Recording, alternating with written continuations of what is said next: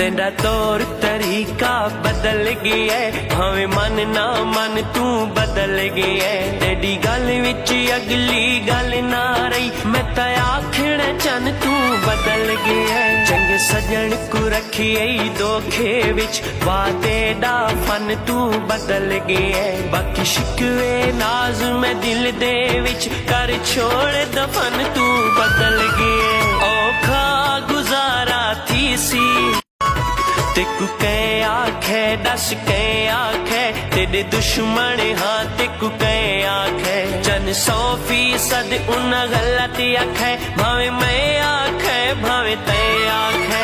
जद लोड़ पवी अजमावे चा, चंगे सजन ही नी तेकू जय आखे। मथे नाज क्यों लेंदे लोकां दे, इन्हें क्यों नी आधा